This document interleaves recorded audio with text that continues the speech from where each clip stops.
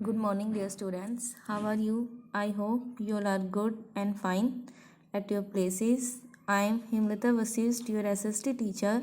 Today we start with our remaining topic, mountain forest. In this forest, we study about the mountain type forest, which forest found in the mountain regions. So let us start with the book language. In mountainous area, the decrease in temperature with increasing altitude leads to the corresponding change in natural vegetation. That means कि ये कहते हैं बेटा कि माउंटेनी regions में जो temperature होता है हाई लैटिट्यूड्स पर वो बहुत ही कम पाया जाता है, क्योंकि हाई लैटिट्यूड्स और टेम्परेचर दोनों ही एक दूसरे के अपोजिट होते हैं. दैट मीन्स कि अगर हाइट ज़्यादा है तो वहाँ पर टेम्परेचर कम होगा, अगर टेम्परेचर ज़्यादा है तो वहाँ पर हाइट कम होगी. और इसके साथ साथ ये जब इतने ज़्यादा इनमें डिफरेंसेस होते हैं तो वहाँ की जो नेचुरल वेजिटेशन है वो भी काफ़ी ज़्यादा डिफरेंस दिखाई देती है. As such, there is a succession of natural vegetation belts in the same order as we see from the tropical to the tundra regions. और ऐसे ही हम देख सकते हैं कि जो ट्रॉपिकल रीजन्स होते हैं और जो टुंड्रा रीजन्स होते हैं वहाँ पर जो नेचुरल वेजिटेशन है उनमें काफ़ी ज़्यादा डिफरेंस मिलता है.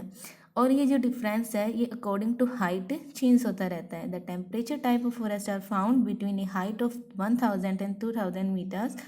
Evergreen broadleaf trees such as oaks and chestnuts predominate. Between 1500 and 300 meters, temperate forest containing coniferous trees like pine, deodar, silver, fir, cypress and cedar are found. अब ये जो हाइट है इसको मेज़र कैसे करते हैं? 1000 to 2000 मीटर्स में कौन से टाइप्स के फॉरेस्ट मिलते हैं, या फिर 3000 to 4000 मीटर में कौन से फॉरेस्ट मिलते हैं? ये मेज़र होती है बेटा सी लेवल से. सी लेवल से हम मापते हैं कि हमारी जो लैंडेड रीजन है वो कितना हाई है. ओके, यहाँ पर ये कहता है कि 1000 और 2000 के मीटर में एवरग्रीन फॉरेस्ट मिलते हैं जिनमें ओक्स एंड चेस्टनट्स का एग्जांपल यहाँ पे रखा है. उसके बाद 1500 to 3000 मीटर्स में टेम्परेट फॉरेस्ट मिलते हैं. ओके, जिनको हम शीतोष्ण कटिबंधीय वन कहते हैं, जिनमें pine, deodar, silver, fir, spruce and cedar types के ट्रीज पाए जाते हैं.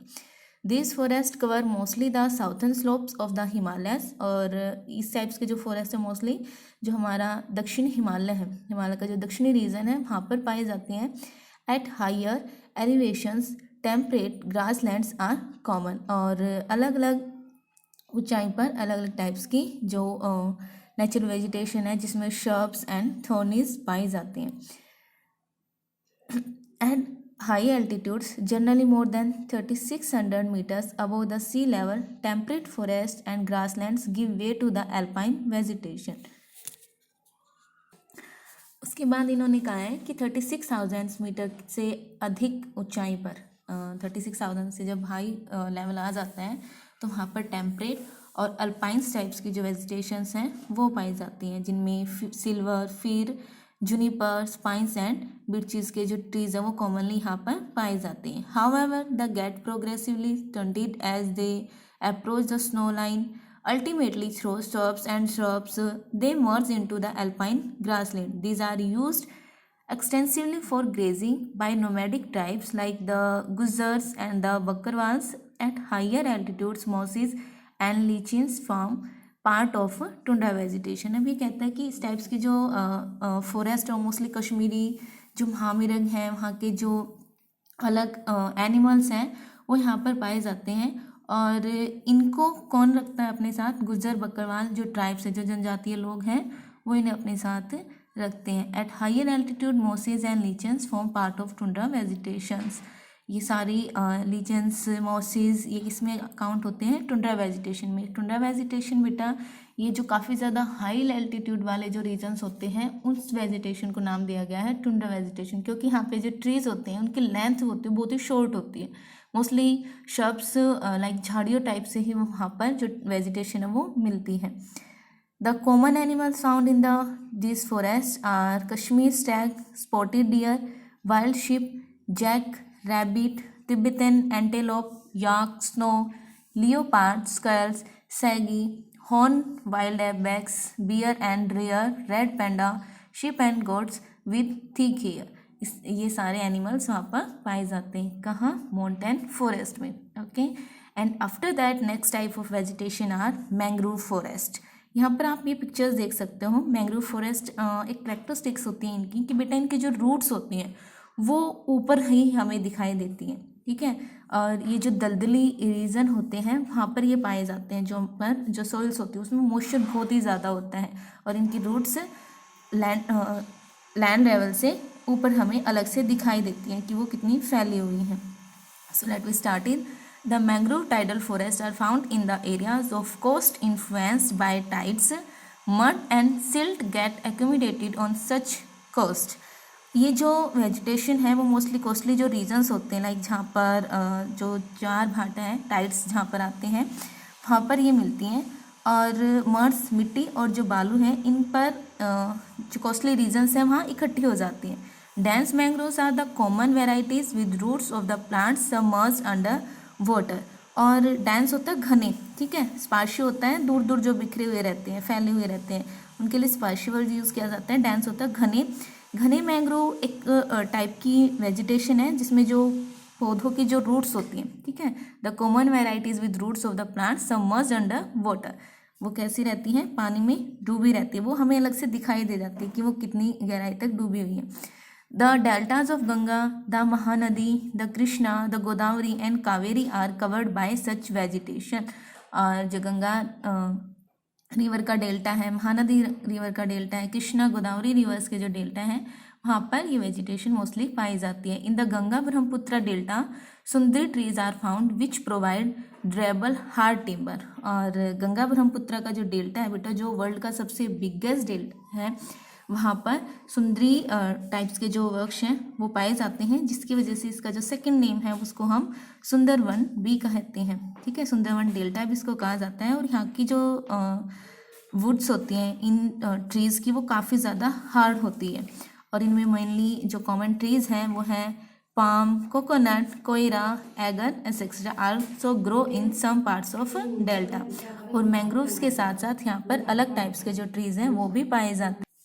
और इसके अलग royal Bengal tiger is a famous animal in this forest. Turtles, crocodiles, gharials and snakes are also found in this forest. और इनके साथ साथ ये वाइल्ड लाइफ यहाँ पर पाई जाती हैं। Okay, see this picture. आपको यहाँ पर ये दिखाई दे जाएगा कि इनकी जो रूट्स हैं वो हमें अलग से दिखाई दे रही हैं, फिर पानी में डूबी हुई हमें अलग से दिखाई देती हैं। Let us discuss what will happen if plants and animals disappear from the earth surface. Okay, so आप इमेजिन करो अगर हमारी अर्थ पर ना तो प्लांट्स होते ना ही एनिमल्स होते तो कैसी दिखती हमारी अर्थ? जस्ट सिर्फ human beings. Can the human beings survive under such A situation? और ह्यूमन बींग्स कर पाते सर्वाइव? नो, नहीं कर पाते बेटा, क्योंकि हमारा जो फूड है वो कौन प्रिपेयर करते हैं? ग्रीन प्लांट्स प्रिपेयर करते हैं, है ना। Why is biodiversity necessary and why should it be conserve? और क्यों ज़रूरी है? क्योंकि इससे एक जो फूड चैन है, फूड वेब्स है, या फिर मैं ये कहूँ कि एनर्जी का जो फ्लो लेवल है वो बना रहता है। लाइक जैसे कि फर्स्टली जो ग्रीन प्लांट्स हैं वो फोटोसाइंसिस की जो प्रोसेस होती है उसमें अपना खाना बनाते हैं, फिर उसको जो प्राइमरी कंज्यूमर्स है वो उसको ईट करती हैं, उनसे हमें फ्रूट्स मिलते हैं जिनको ह्यूमन बींग्स खाते हैं। उसके साथ साथ फिर उसको सेकेंडरी जो कंज्यूमर्स हैं वो उसको खाते हैं। तो इस तरीके से एक लेवल बना रहता है। अगर ये सब नहीं होते तो हमारी जो लाइफ होती है वो बिल्कुल लाइक सर्वाइव करना हमारे लिए काफ़ी ज़्यादा मुश्किल हो जाता, ठीक है। And after that medical plants. अभी हमने देखा कि भाई फॉरेस्ट में अलग अलग टाइप्स के जो प्लांट्स हैं वो पाए जाते हैं, लेकिन इसके साथ साथ कुछ मेडिकल प्लांट्स भी मिलते हैं जिनका हम काफ़ी टाइम पहले दवाइयों में यूज़ किया जाता था। आज स्पेशली उनसे मेडिसिन्स बनती हैं। हमारे जो आयुर्वेदिक होते थे वो इन जड़ी बूटियों को यूज़ करते थे दवाइयाँ बनाने के लिए। सो रीड कर लेते हैं इसको भी हम। India is known for its herbs and species from ancient times. पहले ही टाइम से जो भारत है वो अपने जो मसाले, स्पीसीज क्या होते हैं? मसाले, और हर्ब्स क्या होती हैं? जड़ी बूटियाँ, इनके लिए काफ़ी ज़्यादा फेमस रहा है। Some 2000 plants have been described in Ayurveda. और हमारे जो आयुर्वेदा की जो बुक है उसमें कम से कम 2000 जो टाइप्स के जो प्लांट्स हैं उनका यूज़ किया गया। And at least 500 are in regular use.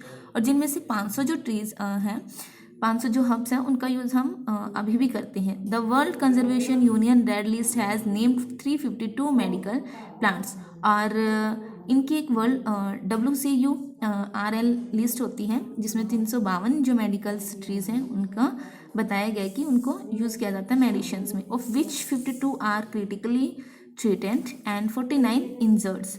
The commonly use plants in India are, अब देखो इंडिया में कौन कौन से जो प्लांट्स हैं उनका यूज़ किया जाता है। सर्पगंधा, जैमुन, अर्जुन, बबूल, नीम, तुलसी, कचनार, ये सारे जो ट्रीज हैं वो कैसे हैं, मेडिकल प्लांट्स हैं जिनका यूज़ हम दवाइयाँ बनाने में करते हैं।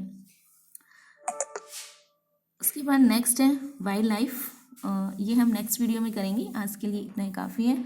Stay home, be safe.